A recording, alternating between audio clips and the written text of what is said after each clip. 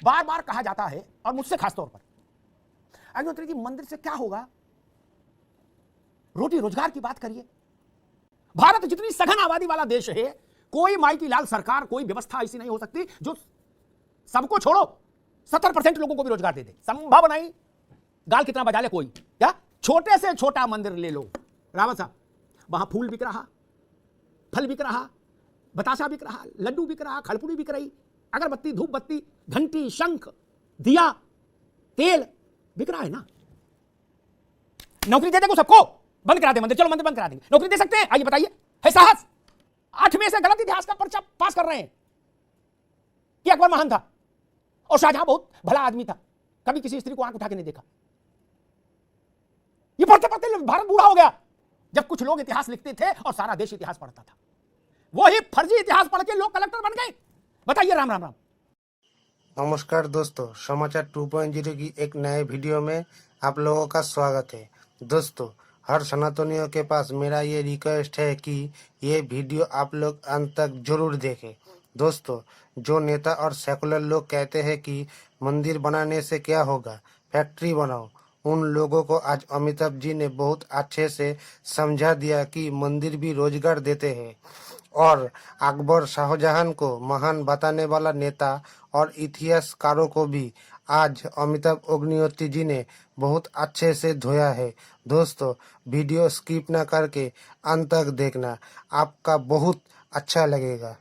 चलिए शुरू करते हैं। एक उदाहरण बार बार दिया जाता है, मैं बहुत अदब से टिप्पणी कहूंगा। कहा जाता है, मौलाना साहब ने भी कहा इस बहस की जेरे बहस कि भाई कुरान ये व्यवस्था देती है कि किसी दूसरे के इबादत गाह पर मस्जिद नहीं तामीर हो सकती, एक। और अगर कोई दूसरा धर्म मजहब किसी कारण से वहां अपने रिचुअल्स कर ले तो भी वो अपवित्र हो जाएगी, फिर उसको छोड़ देना चाहिए, वहां भी नमाज कबूल नहीं होगी। ठीक। अब कुरान में तो कोई सर्वोच्चता है उसकी, उस पर कोई विवाद नहीं। क्या मैं पूछ सकता हूं, अभी 2 साल पहले, ठीक 2 साल पहले, ये पुरानी बात नहीं कि बाबर कब हुआ था, लट्ठम लट्ठा हो, 2 साल पहले आपका जो बड़ा मुल्क है इस्लामिक रवायत का, तुर्की, वहां के राष्ट्रपति ने ऑफिशियल अनाउंसमेंट क्या किया? 1700 साल पुरानी इमारत, वो चर्च बनी, मस्जिद थी, फिर चर्च बनी, फिर म्यूजियम बनी, फिर मस्जिद बनी, फिर चर्च बनी, वो क्या क्या बन गई भगवान जाने क्या। और अब फाइनली उनने मोहर लगा दी, बोला ना कुछ नहीं, अब ये मस्जिद है। क्या सबने स्वागत किया? तुर्की में जो दवा काम कर सकती है, जिसका आप स्वागत कर सकते हैं, हिंदुस्तान में कोई एस रावत उसकी पैरवी कर दे तो आपको नागवार गुजरेगा। आप कहोगे गड़े मुर्दे उखाड़ रहे हो। मुर्दे उखाड़ने वालों को केवल बदबू हाथ लगती है, ऐसे ऐसे भाषण आते हैं। तुर्की में वो मुर्दे नहीं थे 1700 साल पहले, वो क्या बच्चे खेल रहे हैं? 1700 साल पहले का मसला आपने पलट दिया और हमको ज्ञान दे रहे हो सब लोग कि काशी में बोलो नहीं, बोले अग्निहोत्री जी को पता नहीं क्या वो जोश चढ़ा है। तो भाई तुर्की में आपको क्या चढ़ा था? आप शांति से नहीं रह सकते थे? मान लो वो म्यूजियम ही रहता तो तुर्की में रोटी आप मिलना बंद हो जाती? नहीं ना। यस। तुर्की में नौकरी चाकरी बंद हो गई थी उसके चलते? नहीं ना। इबादत की जगह कम थी तुर्की में? नहीं ना। फिर क्यों किया मेरी जान? और वहां किया। और मथुरा, वो 1700 साल पुराना मसला नहीं मथुरा में तो हमारा, काशी में भी उतना पुराना नहीं है। हमसे कह रहे हो ना उधर नहीं जाना, घड़ी की सुई उल्टी घुमाना चाहते हो। आपने तुर्की में तो घड़ी पलट फेंक दी। यस। बार बार कहा जाता है, और मुझसे खासतौर पर, अग्निहोत्री जी मंदिर से क्या होगा? रोटी रोजगार की बात करिए। बड़ी मासूमियत से जब ये कहा जाता है ना, वो मासूमियत कृत्रिम है, आर्टिफिशियल है, ये लोडेड वक्तव्य है, इसके पीछे की मानसिकता विचित्र है। रोटी रोजगार की भी बात होनी चाहिए। क्या काशी और रोजगार की बात साथ नहीं हो सकती? ये बात है। क्या मथुरा और रोजगार की बात साथ नहीं हो सकती? कि जिनको रोजगार देने की जिम्मेदारी हमने दी है, इस देश ने दी है, क्या उनको मथुरा में जाके काम करना है मनरेगा में? नहीं ना। वो अपना काम करे, रोजगार दे। लेकिन ये कौन सा तर्क है जो मुझे यह समझाने की देश को कोशिश कर रहा है कि रोजगार की बात और काशी की बात साथ नहीं हो सकती। ये बेईमानी है, ये बौद्धिक बेईमानी है, ये शरारत है, ये कपट है। ये बड़ी अच्छी बात कही आप। और इससे हटके एक और नई बात कहूंगा, वो भी जरूरी है देश के लिए। धुंध साफ होनी चाहिए मौलाना साहब। कहा जा रहा है मंदिर नहीं, फैक्ट्री की बात करो। अच्छा जी, बहुत अदब से कहूंगा, हिंदुस्तान जैसे देश में 47 से आज तक और आने वाले 100 साल आगे तक, ऐसा नहीं कि केवल भाजपा ही देश में रह रही, हम भी इसी देश में हैं, हम भी घूमते फिरते हैं, हम भी जानते हैं देश को। ऐसा तो नहीं कि कांग्रेस, सपा, बसपा, भाजपा वाले देश जानते हैं और अमिताभ बच्चन नहीं जानते। हो सकता है कुछ विषयों में मेरी समझ उनसे बेहतर हो। भारत जितनी सघन आबादी वाला देश है, कोई माई की लाल सरकार, कोई व्यवस्था ऐसी नहीं हो सकती जो सबको छोड़ो 70% लोगों को भी रोजगार दे दे। संभव नहीं। गाल कितना बजा ले कोई, क्या बात तो सही है। उस बहस में मैं नहीं पढ़ता, वो राजनेताओं का शगल है, अपना करें। अब ये बात मैं क्यों ला रहा हूं वो मैं बता दूं। तिरुपति, वैष्णो देवी, बांके बिहारी, बाबा विश्वनाथ, रामलला विराजमान, सालासर महाराज, ये बड़े मंदिर हैं, इनको, पद्मनाभ, इनको छोड़ दो। छोटे मंदिर ले लो। ये बौद्धिक बेईमानों को उत्तर दे रहा हूं या इस मंच से। सोशल मीडिया में मैं लड़ना नहीं चाहता था, लेकिन इस मंच से दे रहा हूं, जो बौद्धिक बेईमान है उनको।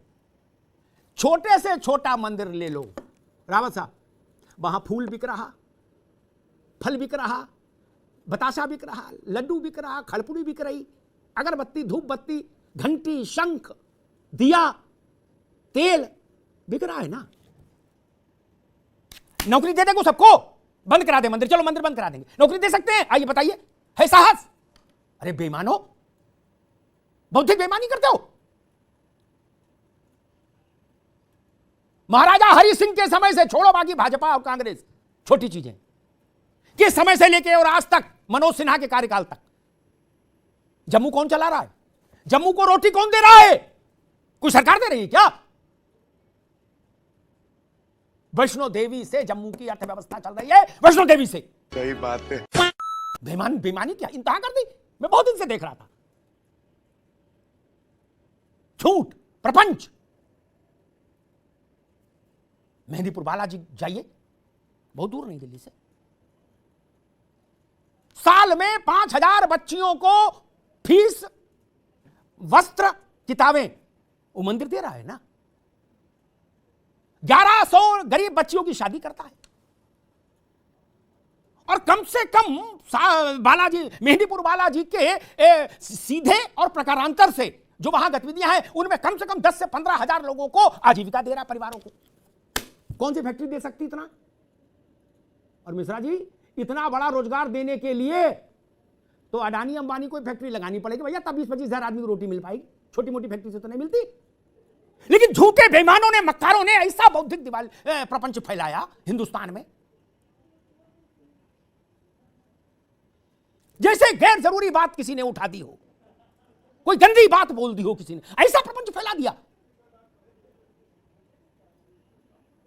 तिरुपति का बजट उठाकर देखिए, शिरडी का बजट उठाकर देखिए, ला शिरडी साईं स्थान से, देवस्थान से 3.5 लाख परिवार सीधे या प्रत्यक्ष रूप से रोजगार पा रहे हैं। 3.5 लाख। और नहीं तो क्या? कहां है वो झूठे लोग, प्रपंची लोग? 3.5 लाख लोगों को रोजगार देने की योजना बताइए, तत्काल बंद करवा दे मंदिर। इस देश में ऐसा झूठ फैलाया गया। अरे जिस देश में ऐसे ऐसे इतिहासकार हो गए हो जिन्होंने मुगल बादशाहों को देवता बना के पेश कर दिया हो, कौन है ये लोग? जिनके हरम में 8-8 हजार लड़कियां रही हो, और कहोगे इनसे भला कोई सज्जन आदमी नहीं था। कहां से आते हैं? उस देश का क्या करिएगा? बौद्धिक दिवालियापन आज का नहीं है, ये पुराना प्रपंच है मित्र, पुराना। अब देश को इससे सावधान होना होगा। मेरी बात मत मानिए, पड़ोस में वृंदावन है, जाके देख आइए। अगर बांके बिहारी नहीं होते तो गाय भी भूखी मर जाती, आदमी तो छोड़िए वहां। सरकारें क्या दे सकती हैं? हमको सरकारों की हैसियत मालूम है, उनकी नीयत मालूम है, उनकी काबिलियत मालूम है। ये बाके बिहारी हैं। ब्रज क्षेत्र में एक कहें रमेश बाबा, अगर मैं सही नाम याद कर पा रहा हूं, उनको पद्मश्री मिला। उनके यहां में गया था मौलाना साहब, 50,000 बेसहारा गौवंश, 50,000 शरण पा रहा है। वहां छोटा काम है, और उससे कम से कम 2,000-3,000 आदमी रोटी खा रहा है उस प्रकल्प से।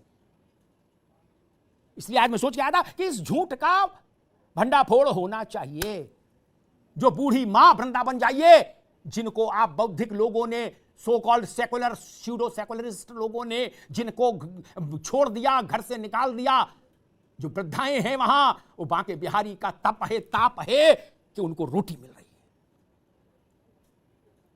नहीं, बता दीजिए कौन सी सरकार है, किस पार्टी की दफ्तर भेज दूं उनको, जहां उनको मकान मिल जाए, नौकर मिल जाए, खाना मिल जाए। इस देश में ये झूठ प्रचार बंद होना चाहिए। अब प्रचार, दुष्प्रचार, कुप्रचार तीनों बंद होने चाहिए। मंदिर की बात करने वालों को आप लांछित करने का एक सुनियोजित षड्यंत्र चल रहा है देश में। भक्ति छोड़िए, मैंने तो अर्थव्यवस्था बता दी। भक्ति छोड़िए, आप कह सकते हैं कि मेरी अमिताभ अग्निहोत्री भक्ति है लेकिन मेरी नहीं है, ठीक है। अर्थव्यवस्था में तो माल आप भी चाप रहे हो, होटल वहां बना है तो आप माल काट रहे हो ना, टैक्सी चला रहे हो तो माल काट रहे हो ना, भक्ति ना सही। इसलिए यह बात को समझना होगा, बौद्धिक दुष्प्रचार, बौद्धिक प्रपंच बंद होना चाहिए। अब वो समय चला गया जब कुछ लोग इतिहास लिखते थे और सारा देश इतिहास पढ़ता था। वो ही फर्जी इतिहास पढ़ के लोग कलेक्टर बन गए। बताइए, राम राम राम। 8 में से गलत इतिहास का पर्चा पास कर रहे हैं कि अकबर महान था और शाहजहां बहुत भला आदमी था, कभी किसी स्त्री को आंख उठा के नहीं देखा। ये पढ़ते पढ़ते भारत बूढ़ा हो गया। ये सब नहीं चलेगा। ये नवजागरण काल है, नवोदय का काल है, भारत की सांस्कृतिक चेतना का अभ्युदय काल है। मजा आया, और मैं ये जो मजा है हिंदुस्तान के हर व्यक्ति को देना चाहता हूं। दोस्तों, वीडियो अंत तक देखी तो अच्छी लगी होगी। अगर अच्छी लगी हो तो वीडियो को एक लाइक कर देना, एंड वीडियो के बारे में आपका क्या राय है कमेंट करके जरूर लिखना। चलिए मिलते हैं अगली वीडियो में, तब तक के लिए जय हिंद, जय भारत, जय श्री राम।